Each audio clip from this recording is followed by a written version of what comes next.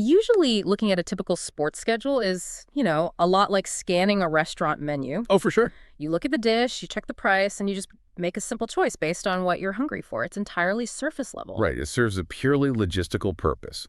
Like, who is playing who? What time does the broadcast start? What venue are they sitting in? Yeah. Exactly. And we like that simplicity. It lets us just plan our Thursday night around the TV and, grab the snacks. But the data sheet sitting on the desk between us today, the schedule for next Thursday, April 2nd, 2026, it is absolutely not a restaurant menu. No, it really isn't. It is a highly detailed risk assessment matrix. Because today is Monday, March 23, 2026, and our mission for this deep dive is to get you completely primed for AFT Dice Season 12, Round 9. It's a massive slate. It is. We are looking at 9 matchups spread across 5 different stadiums. And the crazy part is the numerical profile attached to every single one of the 18 teams. The standard 4-number sequence. Right, something like 18-0-8-0. For anyone following the season, we know these represent the structural standings. You've got primary successes, struggles or losses, draws or modifiers, and then that ever-present final metric. Which is a whole mystery in itself. Totally. But seeing them all laid out together reveals the underlying mechanical realities of where these teams are at. Okay, let's unpack this. Yeah, look, whether you're a dedicated AFT Dice analyst who tracks every single roll of Season 12, or you're just joining us and, love diving into the architecture of a season's momentum, the goal here is to arm you with the ultimate contextual roadmap. We aren't just going to read you a list of games. Exactly. We're going to look at how these 4-number profiles dictate actual on-field strategy. Because, an 18 in the primary success column doesn't just mean a team is winning. Right. It's deeper than that. It tells us exactly how they are manipulating the mechanics of the game to mitigate risk and suppress their opponents. And there is honestly no better place to start exploring those mechanics than by looking straight at the MCG. Oh, the MCG matchups are wild. Because the 2 matches scheduled on that turf perfectly illustrate the absolute extremes of the current meta.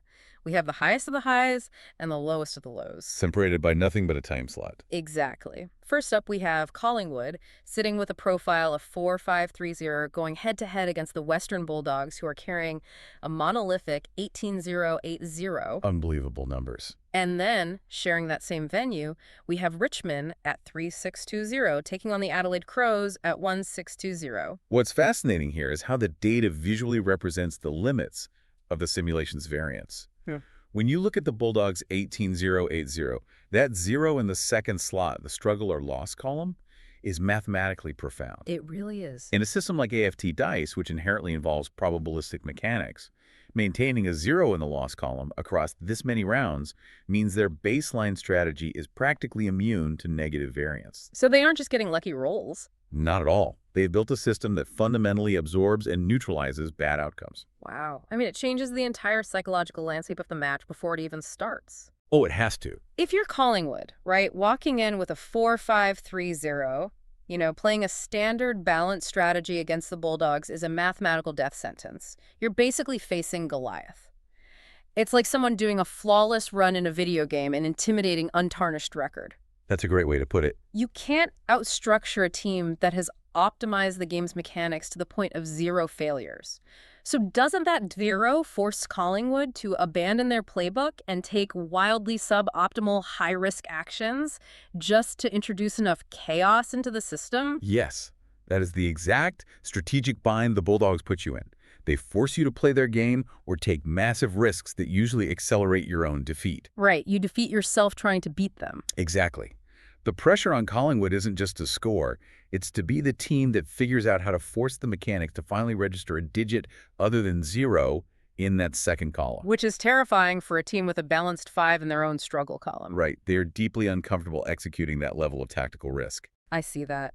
But I actually want to push back on the value of the other matchup at the MCG. Okay, let's hear it. Because if the Bulldogs and Collingwood are a study in forcing high-risk gameplay, then Richmond and Adelaide are basically 2 teams that have already drowned.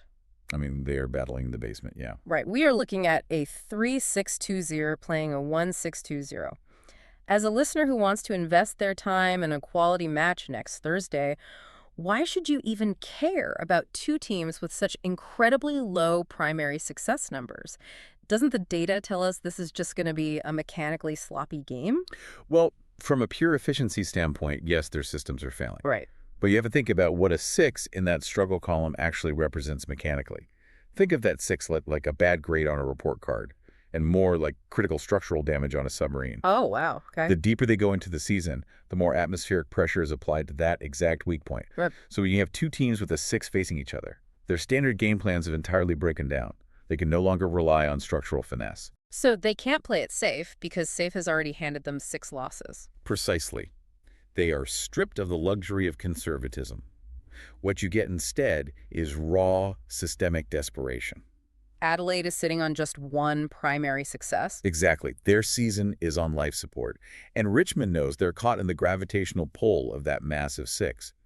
When two teams meet at the bottom of the probability curve, the match often devolves into the most desperate, unpredictable contest of the round. Because neither team is playing to protect a pristine record. Right. They are playing a high-stakes battle for existential survival. Sometimes the most revealing insights into the game's mechanics aren't found in a flawless 18-0 run, but in the desperate innovations of teams just trying to survive. That structural damage analogy completely flips how I look at that game. The basement battles are where the raw, unfiltered mechanics of the game are pushed to their breaking point. Because both teams are redlining their risk meters. Right. Okay, so we've established what happens when a flawless team meets a vulnerable one, and what happens when two structurally damaged teams collide.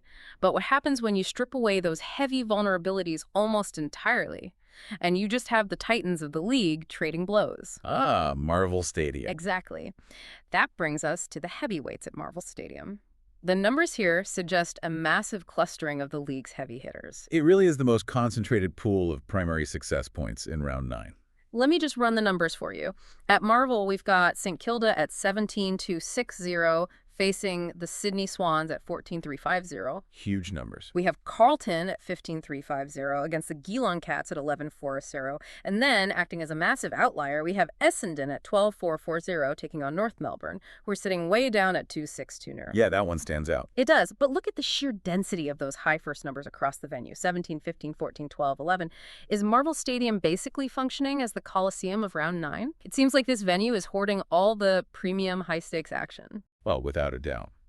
And if we connect this to the bigger picture, the Bulldogs might be mathematically isolated at the top with their 18, but this cluster at Marvel Stadium, this represents the true, sustainable battleground for dominance in Season 12. The murky middle, but at an elite level. Exactly. I want to focus specifically on St. Kilda's 17, facing Sydney's 14.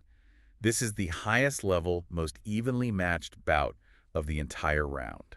And it's a different kind of high level than the Bulldogs, right? Because St. Kilda and Sydney actually have numbers in their struggle columns. Yes, they have a 2 and a 3. So they aren't flawless. And that is the defining characteristic of this tier.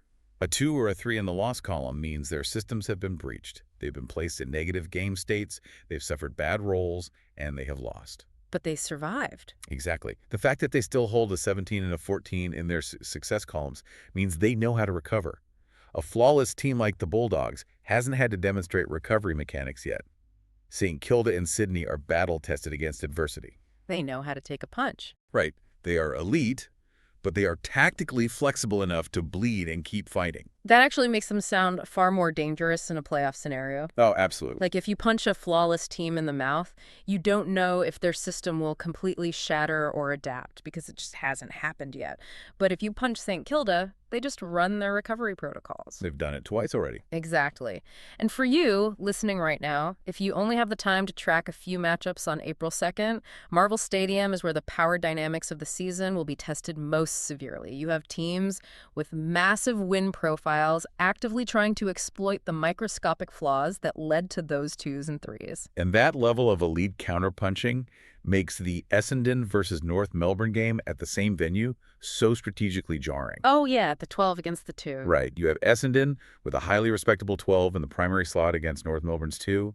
It's a structurally lopsided matchup, strategically placed right in the middle of these heavyweight tactical battles. It's a brilliant contrast, though. I mean, if St. Kilda and Sydney are demonstrating high-level recovery mechanics, North Melbourne at 2-6-2-0 is demonstrating what happens when you just don't have those mechanics installed. They are walking into a buzzsaw. Yeah, Essendon is walking into that stadium with a robust functional system, and North Melbourne is basically defenseless. It highlights the exact mathematical gap between the top tier and the bottom tier in real time. It acts as a baseline measurement. Yeah. You watch the Essendon game to remind yourself what standard, competent execution looks like against a struggling system, and then you watch St. Kilda and Sydney to see what happens when two competent systems try to break each other. Okay, so we have the extremes pushing the limits at the MCG, and we have the heavyweight bouts at Marvel. But that leaves a massive swath of the league fighting out in the margins. I want to transition to the interstate games. The search for the edge. Exactly. Because when you look away from the massive hubs, how do these teams stack up in these mysterious number columns? We are looking at games spanning Optus Stadium, Metricon Stadium, and Giants Stadium. It's a really interesting mix. Let's look at the board. At Optus, we have Fremantle showing a dominant 16-6-0 against the Brisbane Lions at 9-4-4-0. That's a tough draw for Brisbane. Yeah. Then, staying on that same turf in Perth, we have the West Coast Eagles at 6-5-3-0 playing Port Adelaide at 8-5-3-0. Right. Up at Metricon Stadium, it's the Gold Coast Suns at 5-5-3-0 versus Melbourne at 13-3-5-0. And finally, at Giants Stadium, the GWS Giants at 10-4-4-0 taking on Hawthorn at 7-5-3-0. So this essentially represents the middle class of the Season 12 data set. Yeah. You have teams hovering around the 7, 8, 9, and 10 marks in their primary success columns, trying to figure out how to bridge the gap to the 13s and 16s. But here's where it gets really interesting for me. Look at that West Coast versus Port Adelaide matchup at Optus Stadium. Their profiles are incredibly similar. They almost mirror each other. Yeah, West Coast is 6-5-3-0, Port Adelaide is 8-5-3-0. The second, third, and fourth numbers, the struggles, the modifiers, and that final zero are completely identical. But the failure rates are exactly the same. Right. The only difference in their entire statistical makeup is a slight 2-point bump in Port Adelaide's primary success column. Which tells us that their baseline systems are incredibly similar in how they handle variance. But Port Adelaide has historically executed slightly better in clutch situations. They converted 2 of those potential losses into wins. Right, but here's my question on this. When the numerical profiles are this agonizingly close, what is the defining factor? Does the venue itself, Optus Stadium, give West Coast the edge they need to overcome that slight 2-point deficit? The unquantified variables. Yeah. Like, does the environmental friction of travel fatigue or the specific localized crowd modifiers, do those external factors overwrite that tiny mathematical advantage Port Adelaide has? See, this raises an important question about the boundaries of our analytical model. The 4-number sequence gives us the structural, historical reality of the teams, but it assumes a vacuum. Right, the numbers don't care about a flight to Perth. Exactly. They don't natively account for geographical friction. So when a matchup is separated by a mere 2 points in the primary metric, those invisible environmental modifiers suddenly become the heaviest tactical factors on the field. The historical data says Port Adelaide's system is slightly more robust, but the reality of executing that system after crossing the country might introduce just enough negative variance to completely erase that advantage. And that same principle applies to teams like the GWS Giants sitting at a solid 10 or the Brisbane Lions at a 9. They're sitting right on the precipice of the upper echelon. The bridge games. Right. How do these middle-tier teams break into the upper echelon occupied by Fremantle and Melbourne? The question for Brisbane isn't whether they have a functional system, and 9 proves they do. The question is how a mid-tier system survives a stress test against a powerhouse like Fremantle. Who is sitting on a massive 16-2? I mean, can Brisbane's 4 in the struggle column withstand the pressure of a team that has successfully triggered their primary win condition 16 times? Probably not, unless Brisbane has actively adjusted their mechanics to counter Fremantle's specific build. Standard execution will just see them ground down. And this is why you have to watch these specific bridge games. They determine who moves up and who gets left behind in the mid-season grind. Exactly. If Brisbane cracks Fremantle at Optus Stadium, they prove their system scales. If they don't, they are mathematically locked into the mid-table. It paints a remarkably clear picture of the ecosystem. Okay, let's pull all these pieces together for you, the listener. You now have a comprehensive map of AFT Dice Season 12, Round 9. From top to bottom. We started by looking at the dominant, flawless 18-0, 8-0 Bulldogs at the MCG and contrasted them with the gritty, desperate basement battle between Richmond and Adelaide. Where structural damage forces wild innovations. Right. Then we walked into the absolute crucible of Marvel Stadium, looking at the heavyweight gauntlet where teams like St. Kilda and Sydney test their elite recovery mechanics. The true battleground for dominance. And finally, We analyzed the tight, gritty battles happening out in the margins at Optus, Metricon, and Giants Stadium, where environmental friction and scaling systems will dictate who survives the middle It's a class. massive round of dice. So what does this all mean? It means that going into Thursday, April 2nd, the data points provide a perfect lens to view the stakes, regardless of your prior knowledge of AFT Dice. You can look at any of these 9 matchups and understand exactly what kind of tactical battle is about to unfold. You understand the momentum of the season now.